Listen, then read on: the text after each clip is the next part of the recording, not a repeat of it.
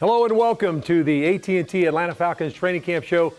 I'm Dave Archer. Yes, Taylor's not with me. She's in Miami. We're going to hear from Taylor a little bit later here in the show, but we wanted to get you dialed into what's going on here as we enter week 3 of training camp. The Falcons are in Miami. I'm going to be in Miami here in a couple of days, go down there to call the game, but we're excited to come to you today and tell you a little bit about what's going on in practice, keep you dialed in. Let's go back to Friday night. Really a fun night at MBS, the Mercedes-Benz Stadium on Friday night. Open practice where the fans, the fans, had a chance to come out and be involved. And this is something that the players have really talked about and we're excited about, to get back out in front of their own fans. And the fans came out in strength. You guys were there in strength. Some 15,000 fans were there. I think the guys were able to feel some of that energy. I know we felt the energy down on the field. I had a chance to hand the mic to Raheem Morris, and Raheem had this to say to the fans. Thank you so much for coming out tonight, guys. Hey, what you're going to see tonight is a bunch of different things, man. We got a little individual period, some fundamental periods. We got some ones versus twos, twos versus ones, and then we get into our Mamba mentality periods where you get the ones versus the ones. We got a little 2-minute drill tonight. Man, it's going to be a lot of fun. Yeah, you get a chance to see all your guys, Kirk Cousins. You get a chance to see Drake London. You get a chance to see Kyle Pitts. You get a chance to see all these great players, Jesse Bates, and I'm excited, man. Thank you guys for coming out. We love you guys. Appreciate it, man. Over there, too. It's just so much fun to be around Raheem and the energy that he brings. His whole coaching staff, very similar, but Raheem is the engine that makes that go, and I think the players are feeding off that. I think the fans, had a chance to feed off of that as well at the practice. And it was a good practice. There were a number of things that came out of that. I thought that the offensive line, both first and second offensive lines, were outstanding during the practice. Drake London and Kirk Cousins had a tremendous couple of hookups during practice. There were a number of highlight plays during the practice at MBS, and I hope you guys enjoyed it, that we're able to come out. But they continue to get better, and I think that's the key part about this, is we begin to look at the different position groups that are kind of stepping forward and making that progress as we move into the joint practices with the Miami Dolphins.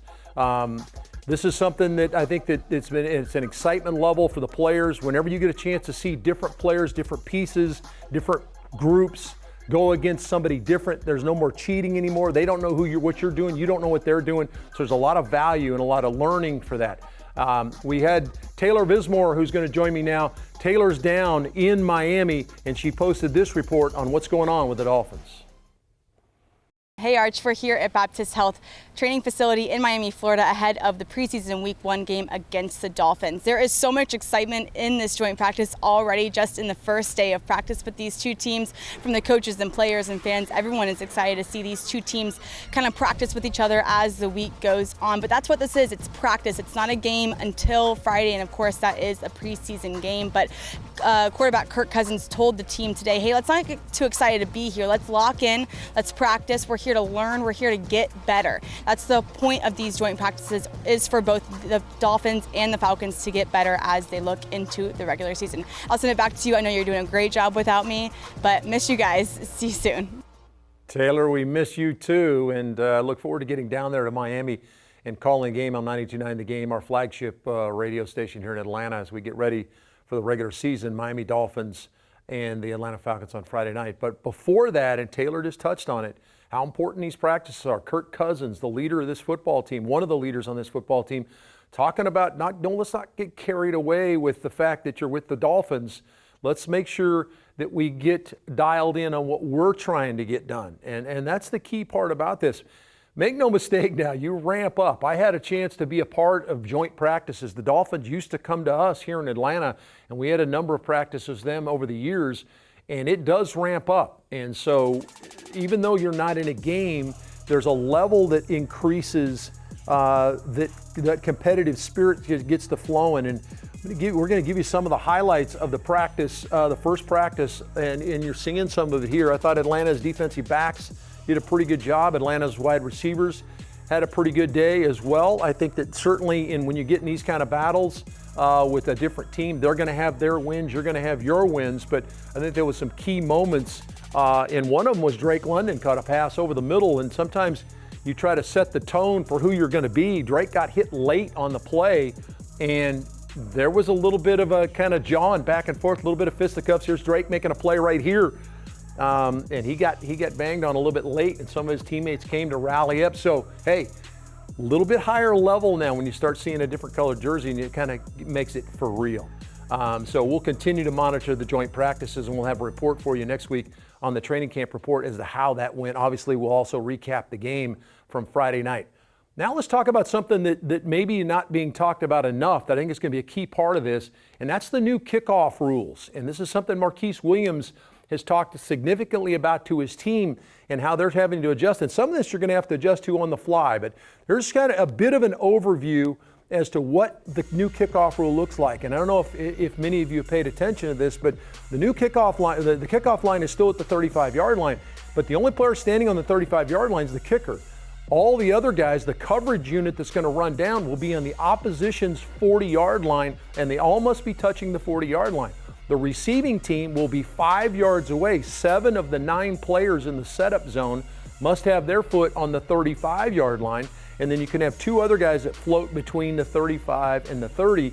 The only 2 guys that are outside the 30 or deeper than 30 are your 2 return guys. That's the landing zone.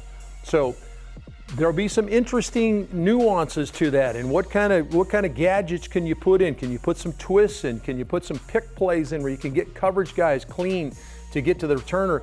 This is going to be a developing story, so I would suggest you pay attention to this. Let's hope that we're not receiving a lot of kickoffs, because if we are, that means the other team's scoring. But let's hope that we do get enough practice with the kickoff rules that you get an opportunity to kind of dial in and do some of the things you would like to do. Obviously, most of those nuances and maybe gadgets aren't going to happen until the regular season starts. Much like offense and defense, you're not going to give away what you want to do. So that gives you an idea of what's going on with the kickoff rules. We'll continue to monitor those. Does that change the body size of who's playing? Marquise Williams did share with me that he felt like they would have faster guys on the field, maybe a little bit twitchier players, guys that can move a little bit better. We'll have to continue to monitor that. Don't forget, when we come back next week, we will review the game from Friday night. We'll also talk about the way the joint practices went. But don't forget about the game. The Atlanta Falcons take on the Miami Dolphins on Friday night. It's a 7 o'clock kick. You'll be able to hear it locally on the radio. It'll be on TV here locally, and you'll see your team against a different team. We'll take a look at the preseason schedule.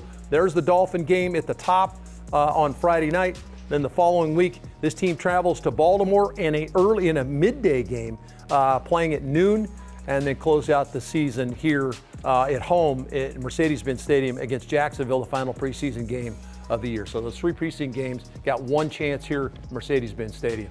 I hope you enjoyed the show. We'll come back with a lot more information for you about the joint practices and how our first preseason game went right here on the AT&T Atlanta Falcons Training Camp Show.